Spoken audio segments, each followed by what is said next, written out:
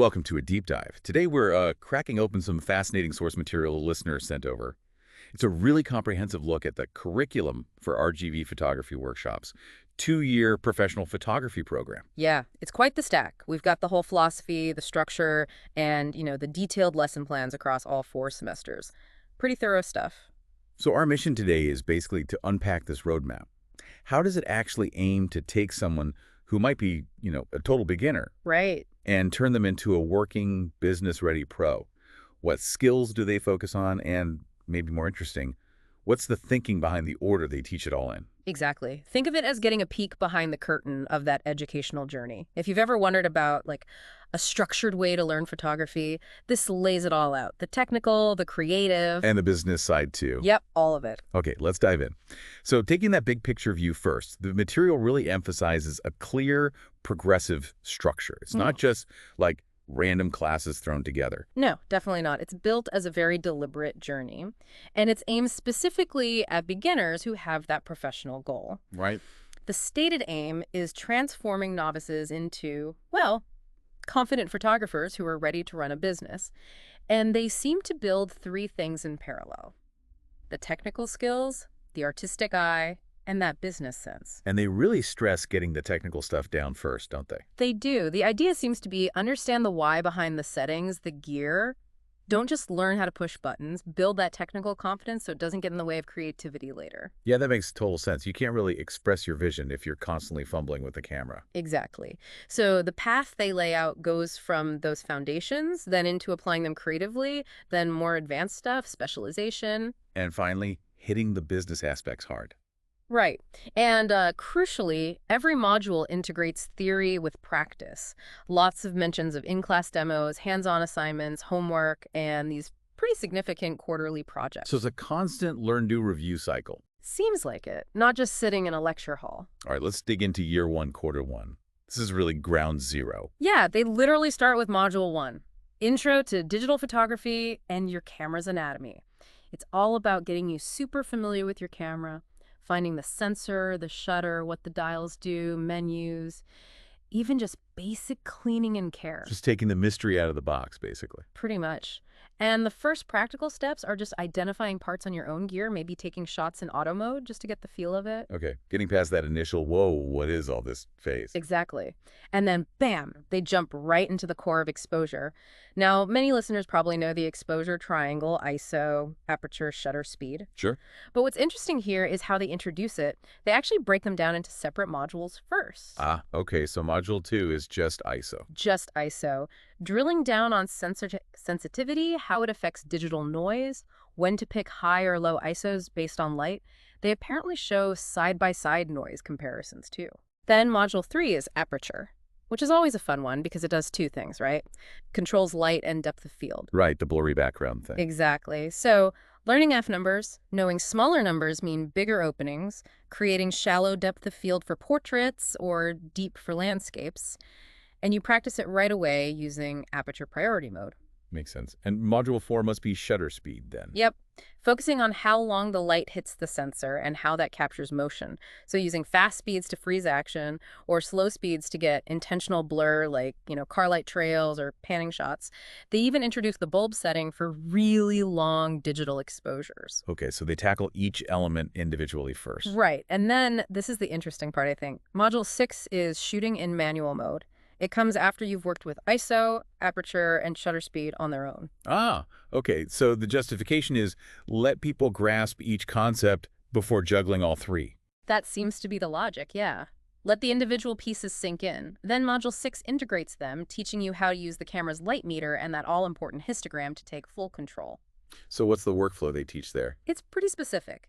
Set your ISO first, based on the light, then choose either aperture or shutter speed, based on your creative goal, like do you want shallow depth of field or do you need to freeze motion? Right, pick your priority. Exactly. And then you adjust the other setting, the one you didn't prioritize, until your light meter says the exposure is good. Gotcha. That's a solid starting method. And quarter 1 isn't all technical either. Module 8 introduces basic composition, rule of thirds, leading lines, balance framing, starting to think about how you arrange things in the shot. Guiding the viewer's eye. And Model 7 gets into light itself, just observing it. What's hard light? What's soft light? Which direction is it coming from? Front, side, back. Learning to see how natural light works. Just basic observation skills. Yeah. Simple stuff, like maybe using a flashlight or just looking at how light hits things near a window. Okay, and then there's more. Yeah. Module 9 starts building in that artistic side with visual storytelling and famous photographers, looking at people like Cartier-Bresson and The Decisive Moment, or Dorothea Lange's documentary work. So analyzing photos, understanding history. Right. Planting that seed that it's about more than just a technically correct image. It's about communication, story. And Module 10. Sounds practical. Very. Digital workflow basics using Adobe Lightroom Classics library module. Crucial stuff. Importing files safely, organizing with folders, collections, keywords, rating your images. You got to manage your files. Absolutely essential. Yeah. Especially as you start shooting more. Then Module 11 is color theory and white balance. Super important for digital. Understanding cloven temperature, using the camera's white balance presets, but also learning to use a gray card for custom white balance. For accurate colors, right. Exactly, or even using white balance creatively, shifting the mood. Wow, that's a packed first quarter. How does it wrap up? It culminates in Module 12, the Quarter 1 project, the world around me. Basically, take all that foundational stuff, exposure, basic composition, observing light, organizing files, and create a small, cohesive digital series about your own environment. Applying everything learned. And ending with a peer critique session. Getting feedback is key. Okay, so that sets a really solid base. Then year 1, quarter 2 builds right on top of that, it looks like. Pushing into shaping light, more complex composition. Exactly. Module 13 revisits exposure, but gets deeper with equivalent exposures, understanding that different combinations of ISO, aperture, and shutter speed can yield the same exposure level. But look totally different. Right, affecting depth of field or motion blur. So you learn to make conscious trade-offs based on what you want the picture to feel like. And they throw in the Sunny 16 rule. It's kind of old school, but cool. Yeah, it's a neat way to estimate exposure without a meter. Good backup skill, or a way to double-check your histogram in digital. This module also hammers home RAW versus JPEG again. Why RAW is usually better for flexibility. Especially for tweaking exposure later. And composition gets an upgrade too. Yeah, Module 14 is advanced concepts. Things like creating separation between your subject and background, using depth of field or contrast or light, thinking about negative space, avoiding distracting things touching the edge of the frame. Tangents, yeah. Those can ruin a shot. Totally. And other ideas like the rule of odds or really filling the frame or cropping aggressively for impact. So more tools for visual storytelling. Then lighting moves towards people. Yep. Module 15 is natural light portraiture. Learning to spot and use flattering natural light, open shade, window light, that beautiful golden hour light. How to position your subject in that light, plus some basic posing ideas. I bet there are live demos for that. The material mentions live demos with a model, yeah. You kind of need to see it. And then artificial light. Introduce progressively. Module 16 is Intro to On-Camera Flash Speed Lights, starting with the basics, TTL versus manual flash modes, flash sync speed, but crucially, how to make it not look like harsh deer in headlights flash. Mounts in the flash. Exactly. Bouncing it off ceilings or walls, using little diffusers, and also using it subtly for fill light outdoors. Okay, practical flash use. Then Module 17 is about lighting tools more broadly for natural light and basic flash. Simple, budget-friendly stuff that makes a huge difference. Reflectors with different surfaces, diffusers, maybe scrims. Learning to shape the light you have. Modifiers, yeah. Essential kit. Module 18 gets deeper into exposure control with metering modes. When to use matrix, center-weighted, or spot metering. And understanding dynamic range, how well your sensor captures bright highlights and dark shadows at the same time. Reading the histogram again, I assume? Meticulously. And paying attention to the blinkies, the highlight warnings, so you don't blow out important details. They even introduce exposing to the right, or ETTR. Ah, maximizing shadow detail without clipping highlights. Tricky balance. Can be, yeah. Yeah. But powerful in post. And speaking of post... Lightroom Develop Module. Yep. Module 19. Develop Module 1. Learning those basic global adjustments.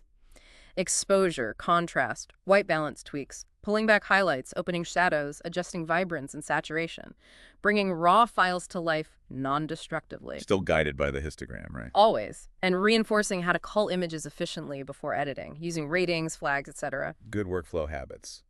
What else in Q2? Module 20 is Introduction to Posing Individuals, moving beyond the technical to directing people, how to create flattering, natural poses, spot common mistakes, and importantly, how to communicate effectively with your subject. Making people comfortable, that's huge. Absolutely. Module 21 starts exploring specific genres for street photography and photojournalism.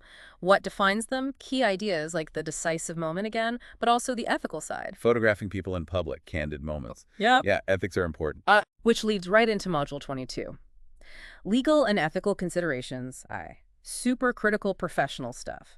Copyright basics. Your work is automatically protected when you absolutely need a model release, especially for commercial use. Property releases, basic privacy issues. Essential knowledge for anyone wanting to work professionally. Oh, sure. They mention looking at sample release forms. Then Module 23 circles back to famous photographers, maybe Avedon or Diane Arbus this time, but focuses on developing personal vision, studying the greats to understand how they found their voice, and pushing students to find their own interests, their own style, moving beyond just imitation. For finding your unique perspective. Exactly. And Quarter 2 wraps with Module 24, the Quarter 2 project, character study, a portrait series applying all that natural light, basic flash, posing, and composition work. Another portfolio piece, followed by critique. Okay, so year one really builds that technical and visual foundation brick by brick. Yeah. And looking ahead in the source material, year two clearly keeps building, pushing toward specialization, and, well, actually being a professional. Absolutely. Year 2 gets into more advanced territory. Later modules cover full studio lighting setups, presumably using school gear advanced posing for groups, families, more complex scenarios. And post-production gets more advanced, too. Yeah, Photoshop essentials come in, more detailed retouching techniques, things you'd need for commercial or portrait work. And exploring more genres. Right. Letting students dive into things like wedding photography, sports, fashion, wildlife, helping them figure out where they might want to specialize. And the business side really ramps up. Oh, yeah. It's hinted at earlier, but it becomes a major focus later, especially in the final semesters. The business modules cover all the essentials. Pricing strategies, how to package services, client management systems, building a website and social media presence, contracts, licensing, insurance. The nuts and bolts of running a business. Totally. Even niche things like writing grants or planning your own workshops. So it really does track towards that professional goal. And it ends with a capstone exhibition and a business launch event. Seems so. Which really solidifies the whole point, graduating not just with skills, but with a portfolio, exhibition experience, and the practical know-how to actually start and run a photography business. You know, when you lay it all out like that, the justification they provide for the order of everything makes a lot of sense. It's very deliberate, isn't it? Yeah. Camera basics first. Makes sense. Know your tool. Right. Manual mode after understanding the individual parts, ISO, aperture, shutter. Synthesizing that knowledge. Composition comes after the technical stuff starts to feel more automatic. Frees up brain space. Yeah. Natural light before artificial light. Learn to see and use what's there before you start adding complexity. And post-processing comes after learning to get it right or close to right in the camera. Good philosophy. And the advanced stuff like flash and studio lighting clearly builds on that year one foundation of understanding light and exposure. And the business stuff. Yeah. Introduced early enough to maybe guide specialization choices, but focused on heavily after the portfolio and skills are solid, so it's immediately useful. Exactly. Makes it actionable. So the overall justification seems to be creating this comprehensive scaffolded path. The goal is graduates who are not just creative photographers, but business-ready professionals with tangible experience. So yeah, diving into this curriculum really shows a very carefully sequenced path. It starts right with the camera itself, the physics of light, The real fundamentals. and builds layer by layer through creative control, mastering different kinds of light composition, and then lands squarely on the practicalities of running the business. It is fascinating seeing that structure, how each piece is meant to build on the last, so you're growing technical confidence and artistic vision kind of simultaneously, always reinforcing the why behind the how, while prepping you for, the real world of professional photography. This deep dive really highlights that becoming a pro photographer through a program like this, it's way more than just learning camera settings. It's a mastering light, understanding composition intuitively, developing your own style, knowing the legal stuff. The ethics. Right? The ethics, and critically, knowing how to build a sustainable business doing what you love. Which does raise a pretty interesting question, doesn't it? In a world just flooded with images, where everyone's got a powerful camera in their pocket, Right. how does a structured, in-depth approach like this actually help someone develop not just the skills, but a truly unique, recognizable photographic voice? One that can actually cut through the noise and sustain a career. Hmm. That's definitely something to think about next time you see a photograph that really grabs you. What makes it stand out?